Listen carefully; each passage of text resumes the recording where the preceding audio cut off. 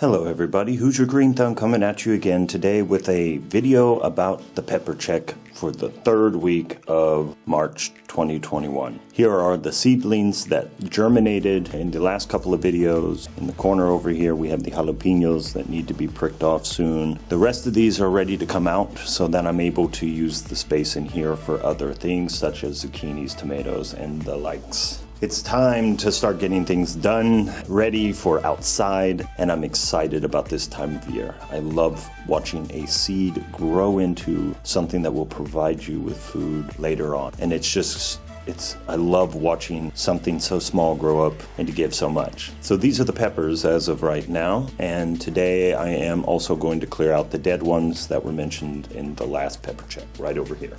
So now it's time to finally say goodbye to these guys. I definitely think they're dead. I mean, especially here, the Thai chili, it is very dry.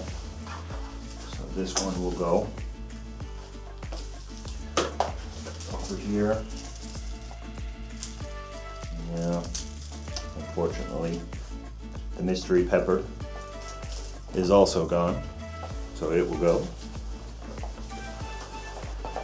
We have the habanero. It's so painful. It was such a beautiful one, and I didn't really.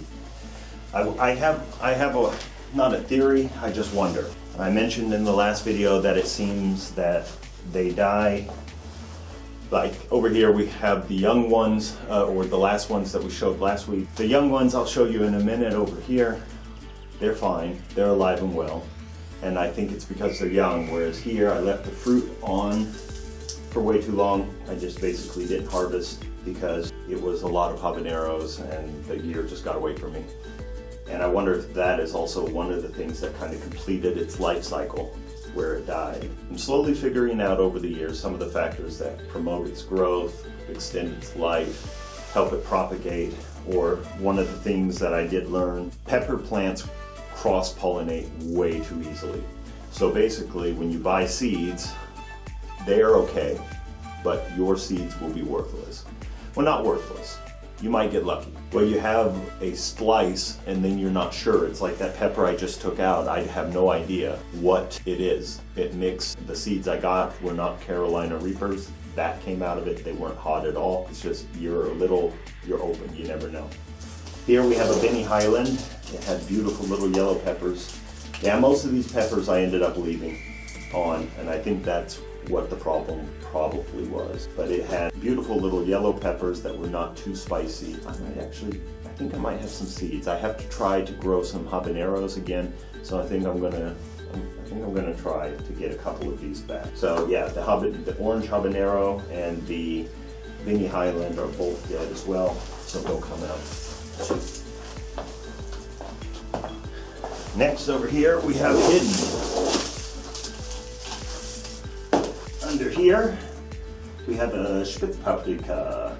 So it's a pointed pepper, and it produced well. It's also, I think it was 3 or 4 years old, but like you see here, they were also picked. Here I'm guessing it was the age plus the temperature. As I mentioned in the last video, there were some nights that got really cold, and I think that stressed and killed the older plants. So this pointed pepper also has to go.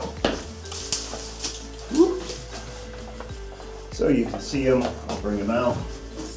Here I had a little snap pepper, but it never got bigger than this, and it only had a couple of tiny little peppers, so I'm not that sad to see it die. I also have 10 or more little guys over there to replace it, as well as give some to my friends.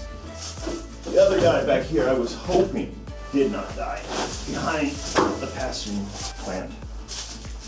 I was trying to keep a small Carolina Reaper, but it is also, man, this winter was really rough on all my peppers. That's painful. But okay, these two have to go too. So what's that leave us with?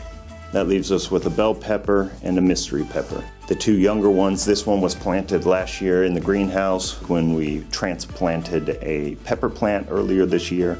That was this, or I guess it was last year already, that we transplanted last year, and the mystery pepper that I accidentally stepped on. Those are the only two that made it. and everything else is pretty much gone.